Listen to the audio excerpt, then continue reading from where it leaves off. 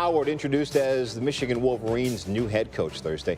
He said he expects to return to Michigan. His return to Michigan will continue to mend ties between the program and members of the Fab Five team from the early 90s. He played in the NBA 19 seasons, has been an assistant on the Miami Heat staff for the last 6. And as you might imagine, coming home is pretty special.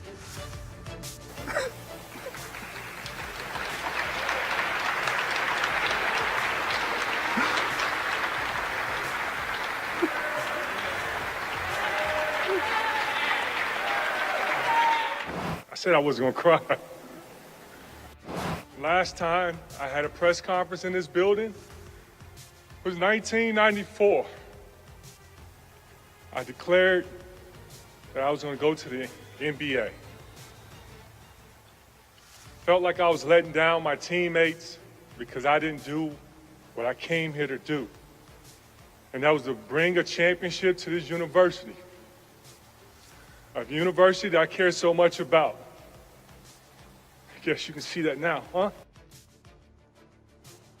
You can't make that up, huh? No, man. Cry. Let it go. Just let it go. The human touch, man, that's awesome. You can't help but cheer for him. Absolutely. That is your half-hour headlines. What finals feel like. Whatever it takes to win. And we're down to the last two for the NBA title. Siakam has done it all tonight for Toronto. What a night for this young man. Pascal Siakam with a 32-point game in his first appearance in the NBA Finals. Who better to help us make sense of everything that happened last night than our NBA analyst, Tim Legler. Tim, thank you for hanging out with us. Thanks for having me in this morning. Yeah. Defense, man. Toronto. Yeah. Well, check it out and tell us exactly what you saw last night. Well, look, when you play the Golden State Warriors, if you're not willing to have body contact on the perimeter, you don't have a chance to play them. You're going to be reacting to them all night. I thought Toronto was very physical with them. I thought they did a great job committing to a game plan and executing it. And the one thing the Warriors do better than any team I've seen is they beat you up if you have lapses. And you didn't see that out of Toronto. They played physical. Marc Gasol was a guy I was worried about going into the series and his ability to play out on the perimeter and ball screens. But you see his activity. Nice hedge on Steph Curry, then gets the high hands and the deflection here once again. If you're back right there, Steph Curry's going to pull up, hit a three. Instead, he jams him up on the sideline, forces a jump ball. So I thought, for me, it was about the commitment to making sure you chase guys off the line and then you get out there and contest shots. You have to play the Warriors throughout the entire 24-second shot clock violation, 24-second possession, rather. It's exactly what Toronto did repeatedly throughout the game. I thought it was a great game plan that they came up with, but it doesn't matter if you don't execute it and stick with it because the Golden State Warriors are known to beat you late in the shot clock once you relax or let down or you think the play is over. Toronto had none of that, and Golden State's used to getting that out of you. They wear you down mentally with how they move the ball and how much they run. Toronto was committed to chase those guys all night long, hit them, touch them, and just a great effort. They outplayed the Golden State Warriors in literally every facet of the game. That number we just saw, I want to reiterate that for a second. The Warriors finished the game shooting 10 of 44, 22.7% on contested field goals, worst in the last 5 postseasons. That's crazy good defense. Great defense, and they did it throughout their entire roster as well. And I think Nick Nurse going in was a little bit concerned about what lineups he was going to have to play, adjustments to make, particularly with his bigs. No need to worry, at least through game one, because Marc Gasol showed that he was going to do what he needed to. He could get out there, slide his feet. He could bump Steph Curry. I looked at the way they played pick and roll last night. It was very similar to me to the way the Cleveland Cavaliers did it the year they beat Golden State in the NBA Finals. People focus on Draymond Green getting suspended, and that's why the Warriors lost. Well, that only counts for one game.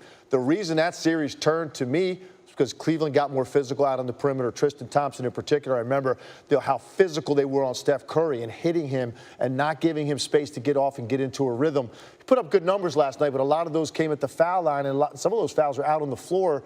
They didn't get the barrage of shot making where you just sort of hang your head and it feels like a gut punch. They never allowed Golden State to do that to them in the second half and turn this thing into stealing a road win.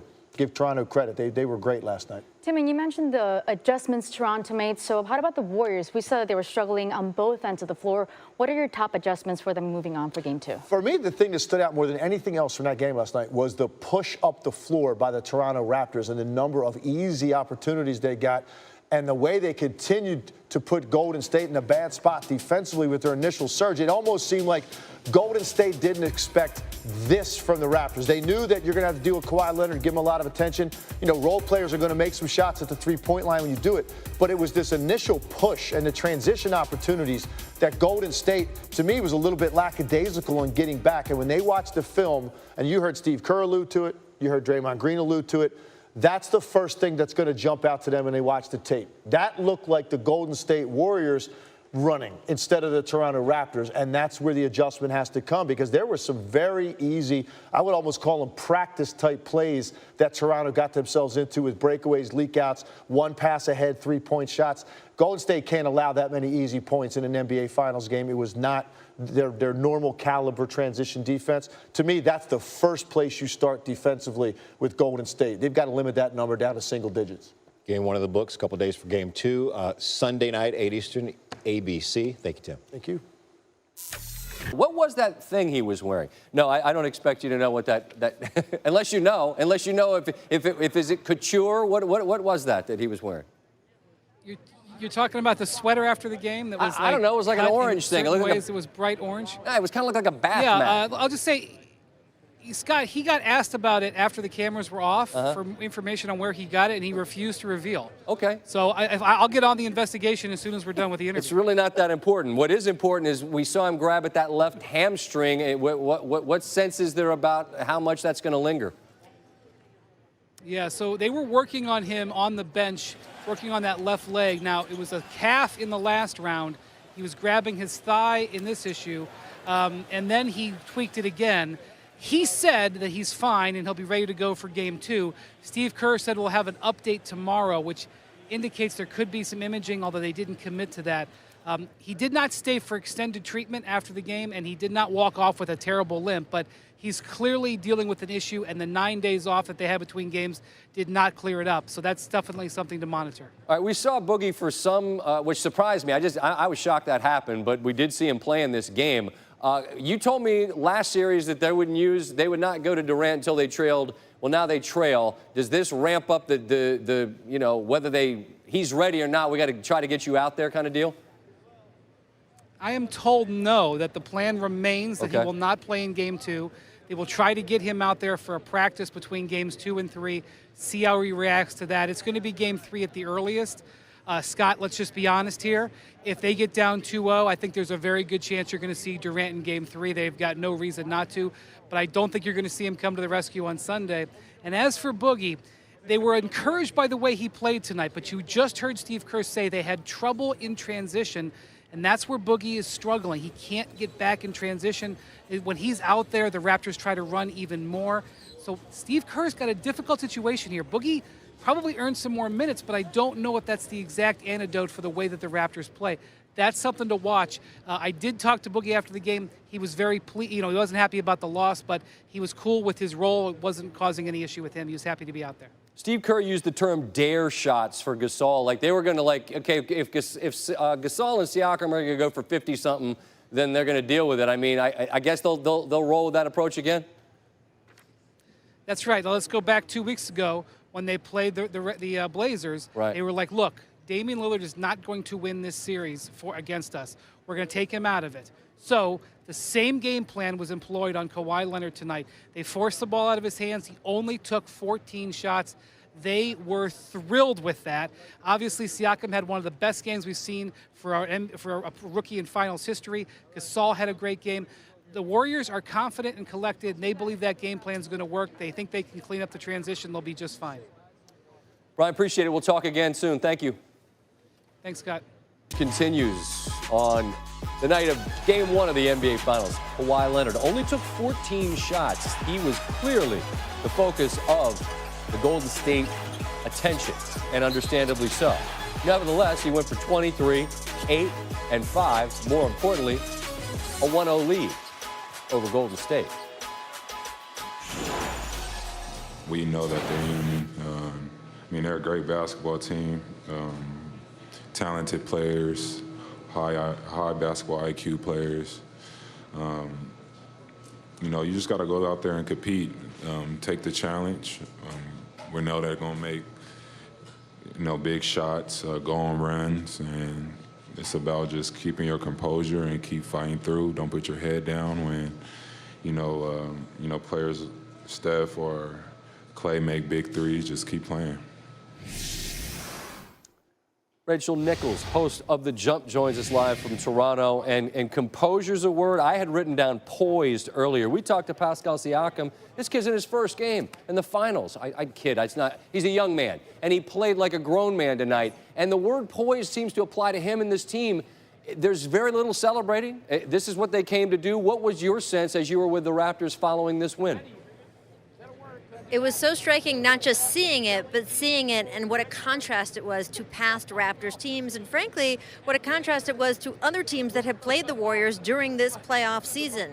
We saw Houston, in that Game 6 especially, start to panic a little bit as Steph Curry made that run that ended up sealing that series. We definitely saw in the series against Portland. Portland was up 15 points, 17 points in those games, and yet in the final 10 minutes, Scott, they're chucking up threes like they're the ones behind, panicking under the weight of what they know the Warriors' flurry can do. This Raptors team, even when Golden State got within 3-2 in the fourth quarter, didn't panic, and that's so different from what we've seen from Toronto in the past. Think about how they fell apart during Eastern Conference Finals or against LeBron. I talked to Masai Ujiri about this after the game, and he said, look, we did change out a lot of personnel, and he talked about Siakam, and he talked about Kawhi, and he talked about Marc Gasol and sort of the control that he has. And then he said a guy like Kyle Lowry, because it's not all on him anymore, he doesn't panic anymore either. And you could see it tonight. This is why Masai put himself on the ledge for all those changes. They paid off in this kind of game. Rachel, there's a term I used to use back in the radio days, particularly when I talked to college coaches, about the value of the venue. And tonight, it seemed like the Raptors were able to tap into something. I mean, you're shaking your head. What was that? Paint the picture for me. What's that scene like? Yeah, absolutely. You could kind of feel it building, I wouldn't say all day, but really all week. We had Tracy McGrady with us on The Jump, and he could not go 4 feet in the city without someone stopping him to tell him how excited they were and how he had started what was being built up till now. You got in the building. People were lining up, Scott, to be in Jurassic Park 7 hours before it even opened. And then once that we were in the arena on the floor tonight, when that national anthem rang out, and it is the first time that an NBA Finals has ever been held outside the United States, the pride in this building was so strong. And you could see the players impacted by it. You know, a lot of arenas now have the fans with the little lights and everything, but it was pretty cool to look around and see that tonight, because you could see each individual person and how much it meant to them and how much that all sank onto the floor as they started this game. Yeah, that's well said. And watching from afar, you could sense it. But, look, this team, I can't figure out if they're giving the crowd that or if the crowd's giving them. It feels like they take turns giving each other whatever they need. This Raptors team is just totally different from what they felt like in years past. And obviously that's the sense that you got from being around them. Yeah, absolutely. I mean, they have a very Canadian sense about them, right? That they have calmness. They're a bunch of nice guys. It's a team that this country can be proud of. And it's really all of their history wrapped up in this moment. I mentioned Tracy McGrady. I was in Jurassic Park earlier, and I saw someone wearing a throwback Vancouver Grizzlies big country jersey, Scott. So it's all here. All 25 years has come and meant to this moment, and I think both the team and its fans know how special it is. Well, they got 3 more to go, but it's a hell of a start. Rachel, appreciate the time. Thank you. Thank you. Pascal Siakam earlier, he stopped by and sat down with us after a spectacular performance. You see, Marc Gasol's plus-minus for the postseason, speaking of spectacular, it's pretty tidy. Thought it was interesting. Steve Kerr said they gave him some dare shots. In other words, yeah, go ahead and shoot it, big man. And he did. Hitting from 3, hitting down low. 14 in the first half, most in any half in the postseason. There it is right there. Go ahead and shoot it, big boy. All right, well then, how about in your eye hole? And then this is where, when I was watching the game with Tim Legler, we were both just really impressed with the physicality of the defense and his role in it. Jumping out there to challenge Steph in the pick and roll. And they've got so much length between Siakam, Leonard, obviously Gasol. Again, challenge, be physical.